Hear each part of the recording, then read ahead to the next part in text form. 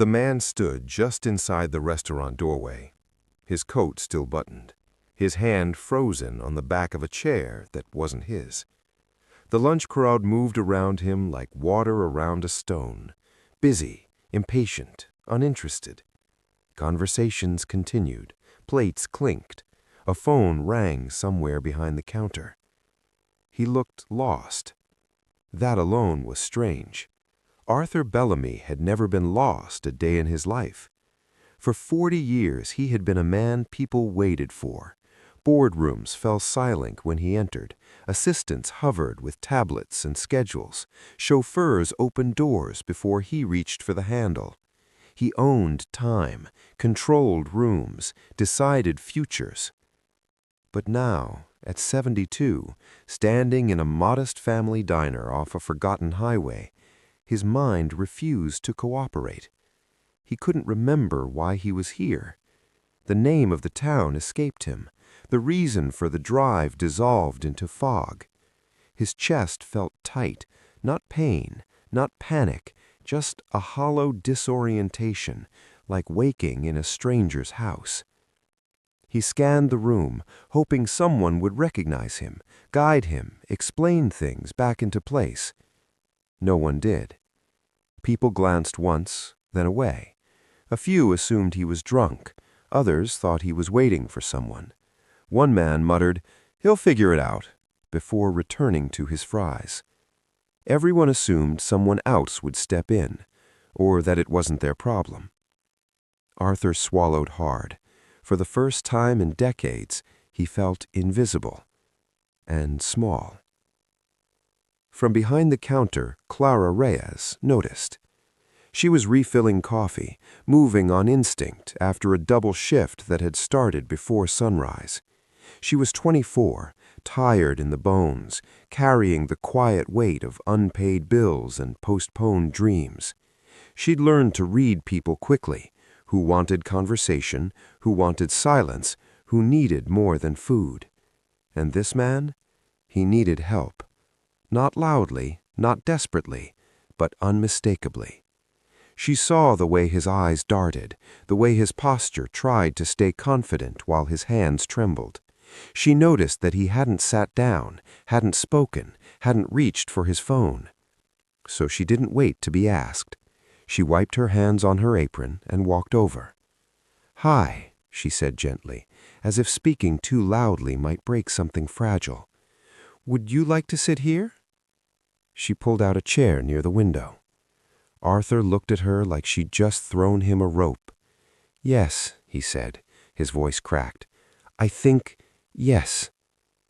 She guided him to the seat, slow and steady, then placed a menu in front of him, not because he needed it, but because people liked having something familiar to hold. "Can I get you some water?" she asked. "That would be very good," he said. She brought it immediately. No cameras turned, no one clapped, no manager noticed, just calm action when it mattered. They sat in silence for a moment. Arthur stared at the condensation sliding down the glass. "I'm not sure what's wrong with me," he finally said, embarrassed. "I don't usually forget things." Clara nodded, unfazed. "That's okay. Happens to a lot of people. We'll figure it out." "Will." The word settled something in his chest. "Do you remember your name?" she asked. "Yes," he said quickly. Arthur Bellamy."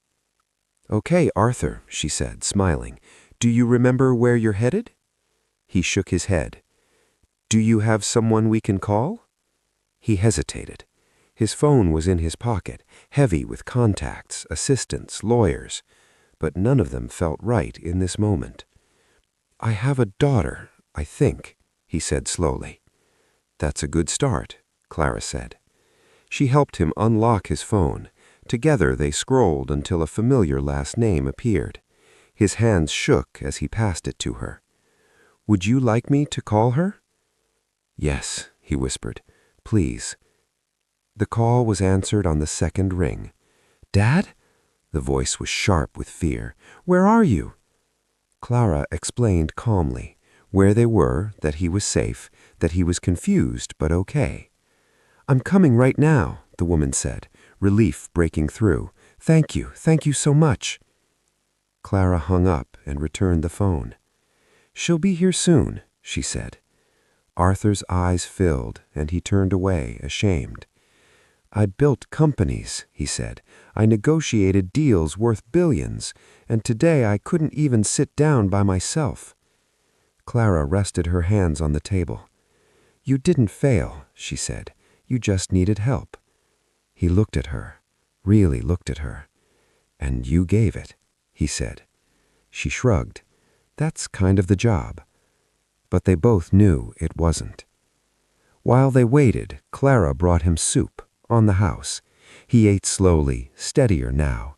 They talked about nothing important, about how the diner had been there for 30 years, about how Clara wanted to go back to school someday, but hadn't figured out how.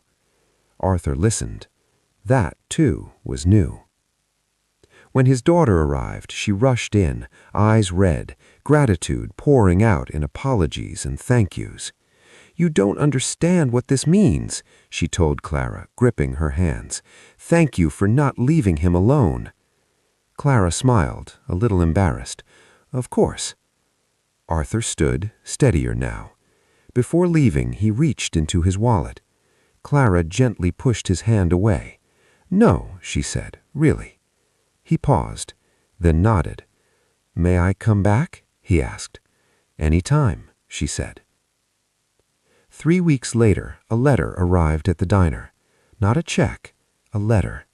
It was addressed to Clara. Arthur wrote about the fear of that day, about the strangers who looked past him, about the single moment that reminded him the world still had kindness in it.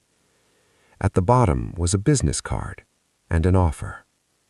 Arthur Bellamy was stepping down from daily operations and launching a foundation, one focused on education grants for people in service jobs who showed exceptional compassion. He wanted Clara to be the first recipient. Full tuition, no strings, no publicity, just opportunity. Years later, Clara would sit in her own office, framed degrees on the wall, leading programs that trained caregivers, servers, and frontline workers to recognize quiet crises, the kind that don't scream for attention. And sometimes, when people asked what inspired it all, she would smile and say, "A man once stood in a diner, lost, and everyone walked past him. I didn't, and that changed everything."